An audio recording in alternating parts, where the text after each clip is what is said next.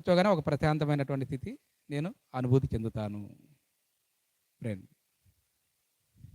అలా కాకుండా దేనినైనా శక్తిని అనుభూతి చెందటం, ద్వేషించడం ద్వారా అది మిమ్మల్ని దానికే బందీని చేస్తుంది. దేన్ని ద్వేషించారనుకోండి మీరు, ఆ ద్వేషించిన దానికే మిమ్మల్ని బందీని చేస్తుంది.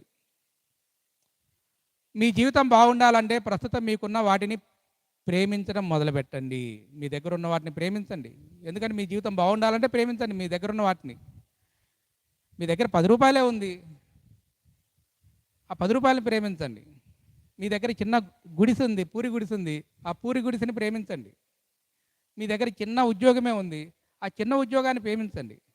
నాకు ఈ ఉద్యోగం చేయడం నా ఇష్టం లేదు, నాకు ఇక్కడ ఉండటం అసలు నచ్చలేదు, ఇక్కడ ఉండలేకపోతున్నా నేను చదివిన చదువుకి, నేను ఉన్న స్థితికి నాది ఇది కాదు నా స్థితి అని మీరు బాధపడుతూ ఆ నెగిటివ్గా ఆలోచిస్తూ ఉన్నారనుకోండి, మిమ్మల్ని దానికి బందీగా చేస్తుంది. మీరు అక్కడే ఉండిపోతారు, ఇంకా బయటికి రాలేనంతగా.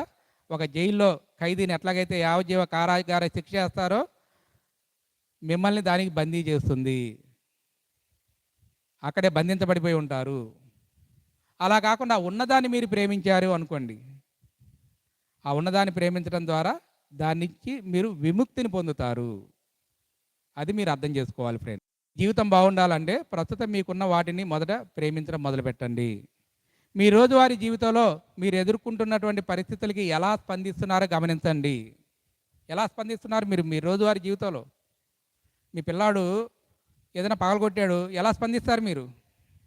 మీ ఆయన మీరు చెప్పిన అన్ని సరుకులు తేకుండా ఏదో మర్చిపోయి వచ్చాడు, ఒకటి తేలేదు, అదే ఇంపార్టెంటు, మీరు ఎలా రియాక్ట్ అవుతారు?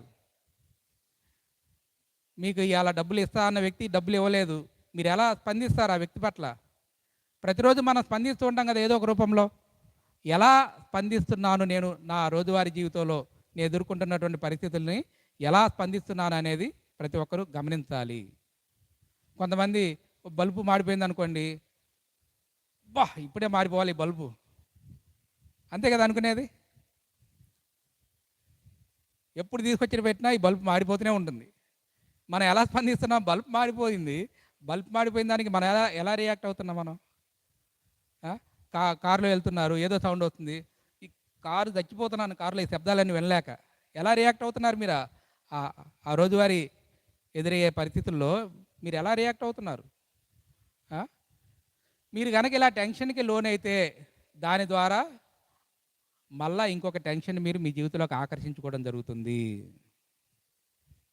ఈ సందర్భంలో మీరు ఎలా అయితే రియాక్ట్ అవుతున్నారో, పిల్లలు చదవరు, అల్లరి చేస్తున్నారు, ఏం చేస్తాం మనం? టెన్షన్ ఫీల్, అరే నువ్వు చదవట్లేదారా, నా తలనొప్పి చేస్తున్నావు అని వాళ్ళని భయపెడుతూ గందరగోళం చేస్తాం. ఏదైతే ఆ టెన్షన్ ఫీల్ అవుతున్నామో ఈ క్షణంలో, మళ్ళా తర్వాత ఇంకొక టెన్షన్ని మనం మన జీవితంలోకి తెచ్చుకోవడం జరుగుతుంది ఫ్రెండ్. మీ శరీరంలో టెన్షన్ కానీ లేదా విచారం కానీ ఉంటే అది మీ జీవితంలో మరిన్ని సమస్యలను ఆకర్షిస్తుంది. గమనించుకోండి, మీ శరీరంలో ఏదైనా బాధ కానీ ఏదైనా టెన్షన్ కానీ ఉంది అని అంటే కనుక ఇంకా ఒక సమస్య, ఇంకో సమస్య, ఇంకో సమస్య, ఇంకో సమస్య. ఎవరు ఆకర్షిస్తున్నారు? బయట వాళ్ళకి సంబంధం లేదు. మిమ్మల్ని బయట ఎవరిని ఇబ్బంది పెడుతున్నారు, ఇబ్బందులు గురి చేస్తున్నారంటే బయట వాళ్ళకి ఎటువంటి సంబంధం లేదు. ఈ భూమి మీద ఉన్న వాళ్ళంతా మనకి సహకరించడానికే ఉన్నారు. ఎవరన్నా మిమ్మల్ని ఇబ్బంది పెడుతున్నారంటే మీ లోపల ఎనర్జీ ఉంది, ఇబ్బంది పెట్టాలి, ఇబ్బందిని ఆకర్షించే ఎనర్జీ మీ బాడీలో ఉంది. మీ శరీరంలో టెన్షన్ కానీ విచారం కానీ ఉంటే అది మీ జీవితంలో మరిన్ని సమస్యలను ఆకర్షిస్తుంది.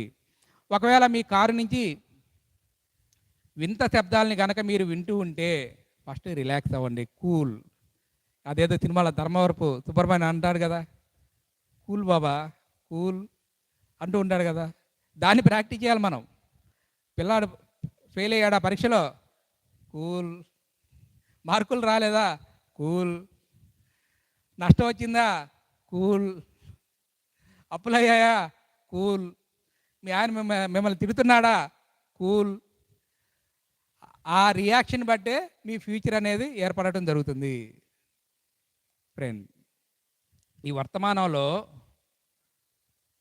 మీ దృష్టిని దేనిపై అయితే కేంద్రీకరిస్తూ ఉంటారో అది మీ భవిష్యత్తుని తయారు చేస్తుంది. అలా కాకుండా మీ హృదయంలో, మీ ముఖంలో చిరునవ్వుని చిందించడం